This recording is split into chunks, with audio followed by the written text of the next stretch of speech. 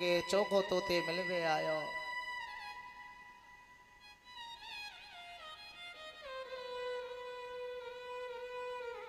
अरे यह तो थी मेरी टूटी सी झुपड़िया। हाँ, सुदामा जी कह रहे हैं अरे यह तो थी मेरी टूटी सी झुपड़िया, यह तो थी मेरी टूटी सी झुपड़िया। बड़े बड़े महल खड़े मोहन कव के बैर निगारे। झुपड़िया मेरी किधर गई मोहन कव के बैर निगारे। झुपड़िया मेरी किधर गई मोहन कव के बैर निगारे। झुपड़िया मेरी किधर गई मोहन कव के बैर निगारे। ओ कव के बैर निगारे, मोहन कव के बैर निगारे। अरे कव के बैर निगारे मोहन कव के बैर निगारे। झुपड़िया मेरी किधर गई मोहन कव के बैर निगारे। झुपड़िया मेरी किधर गई मोहन कव के बैर निगारे।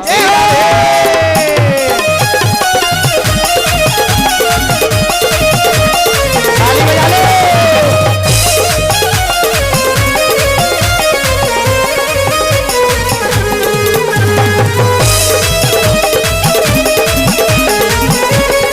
ए प्यारे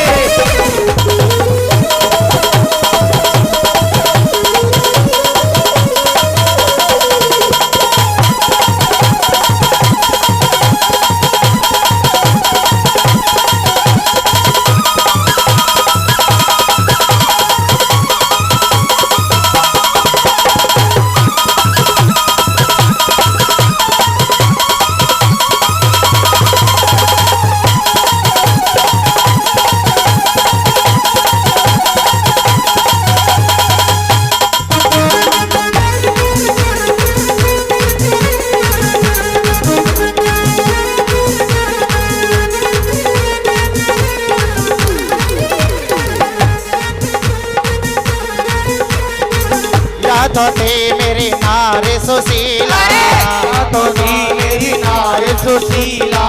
या तो थी मेरी नारी सुशीला। या तो थी मेरी नारी सुशीला।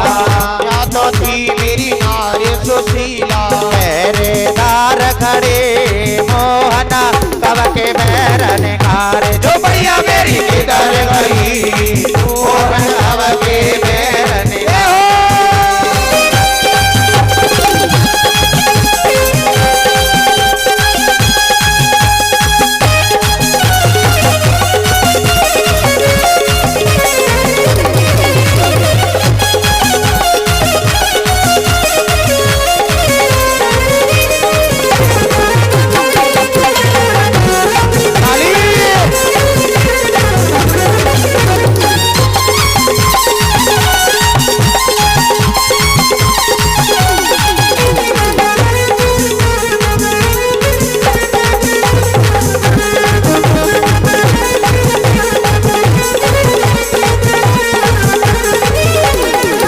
या तो थी मेरी कपिला गैया।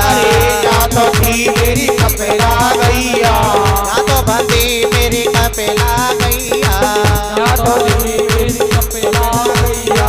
बड़े बड़े सिर खड़े मोहन कव के बैर निगारे। झुपड़िया मेरी किधर गई मोहन कव के बैर निगारे। हीरा रे।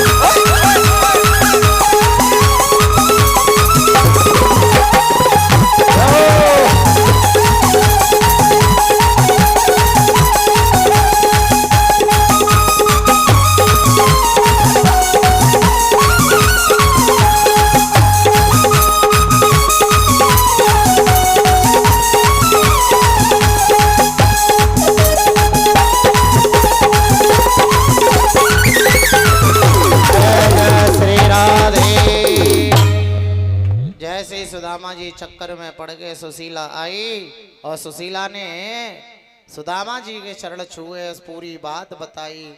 आज सुदामा जी रो पड़े, हरे कन्हैया तेने मोको सब कछु दे दियो और बतायो भी नहीं। भगवान जब देता है तो छप्पड़ फाड़ के देता है। अगर मित्रता हो तो कृष्ण सुदामा के जैसी हो। समय का भाव है, इसलिए सूक्ष्म रूप में चलेंगे।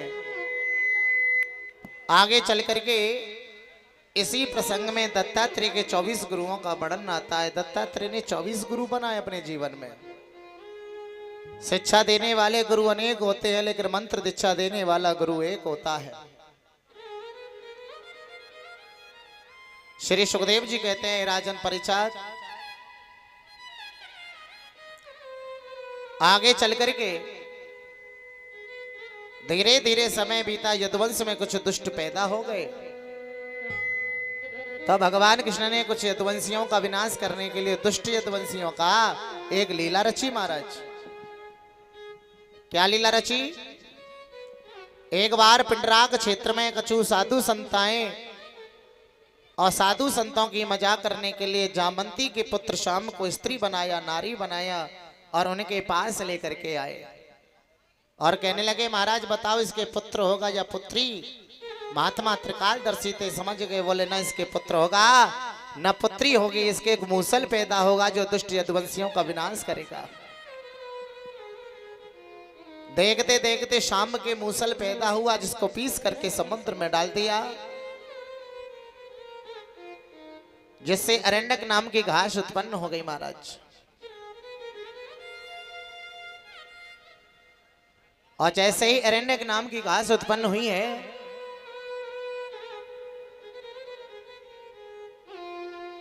एक छोटा सा टुकड़ा बचा था जो जंगल में फेंक दिया, जिसको बहेली ने लगा लिया अपने बाण में।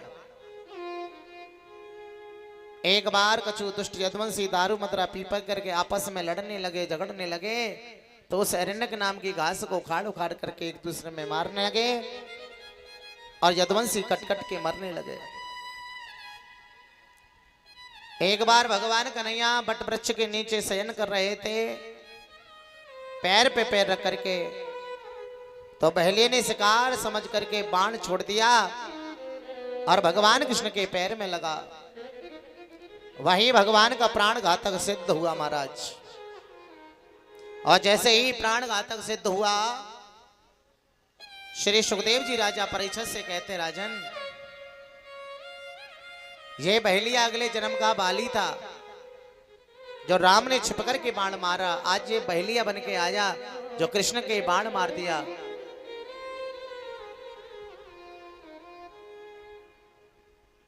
बोलिए कृष्ण भगवान की जय हो।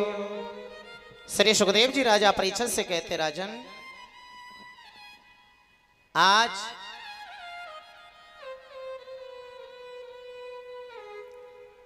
बहेलिये को समझा बुझा करके कृष्ण ने वापस विदा किया और धव जी आए और धव को समझाया कृष्ण ने कि तुम अलकनंदा चले जाओ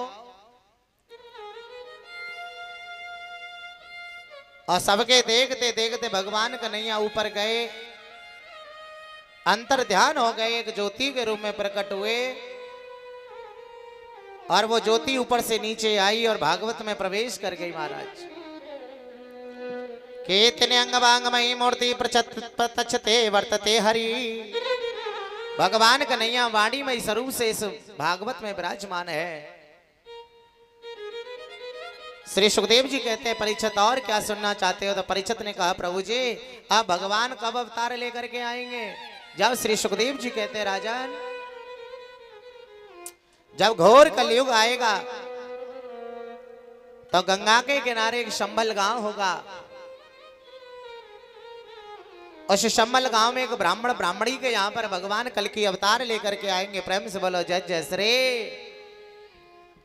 देखो भाई, सतयुग में वामन भगवान ब्राह्मण बन के आए, त्रेता युग में राम जी क्षत्रिय बन के आए, रघुवंशी बन के आए, और द्वापर में भगवान कृष्ण ठाकुरों के यहाँ यादवों के यहाँ आए और कलयुग में भगवान फिर ब्राह्मणों के यहाँ आएंगे। प्रेम से बोलो जय जय श्री। याद रखना,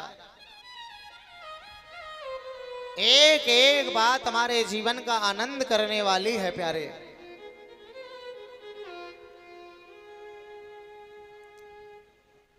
श्री सुखदेव जी परीक्षित से कहते और क्या सुनना चाहते हो? परीक्षित ने कहा प्रभु जी अब हमारे मन में कोई अभिलाषा नहीं है, अपनी वाणी को विराम करिए। और आज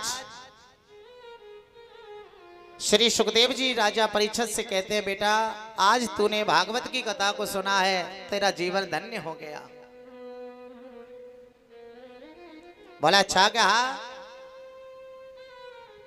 और तेरे साथ साथ मैं भी धन्य हो गया। भागवत को सुनने वाला, भागवत को करने कहने वाला, दोनों ही वक्ता श्रोता धन्य हो जाते हैं साहब। आज परीक्षित ने सुखदेव का पूजन किया तो सुखदेव ने अपना सीधा हाथ सुखदेव जी ने परीक्षित के सिर पे रखा। परीक्षित तो पहले ही मुक्त हो गए, लेकिन श्राप को पूरा करने के लिए के गंगा कूल दंग मुखा, आज गंगा के किनारे बैठे हैं श्री परीक्षित महाराज। और गंगा के किनारे बैठ करके ओ हो बंधु बताया जाता है, आज गंगा के किनारे बैठ करके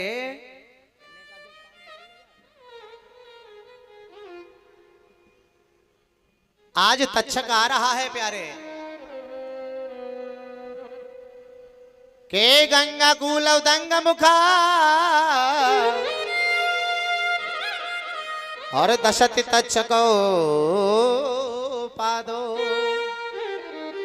आज गंगा के किनारे परीक्षित बैठे हैं और तक्षक आया है। दशति तक्षकौ पादो, आज परीक्षित के पैर में डस करके परीक्षित के में चला गया और आज परीक्षित का उद्धार हो गया। बोलिए परीक्षित महाराज के जय हो। परीक्षित के पुत्र हैं जन्मेजा। जब आवाज बढ़ाओ, जब जन्मेजा को पता चला, जन्मेजा ने अपने पिता का क्रियाक्रम किया और सर्प यज्ञ किया। सबरे सर्प आकर के जलने लगे तो सुखदेव के पिता हैं वेद व्यास जी आए जन्मेजा के पास में, सर्प यज्ञ को बंद कराया और देवी भागवत की कथा सुनाई। महाराज देवी यज्ञ कराया, जहां से भागवत विश्राम लेती है वहां से देवी भागवत प्रारंभ होती है।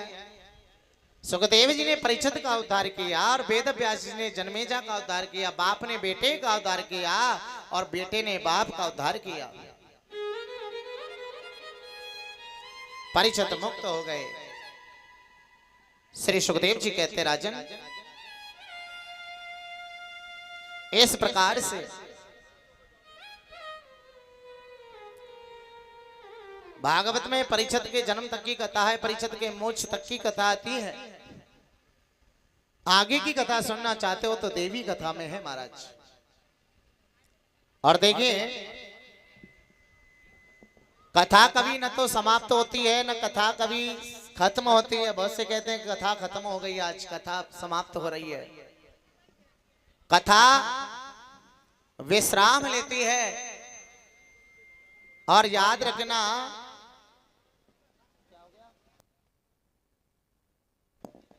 बोलिए कृष्ण भगवान के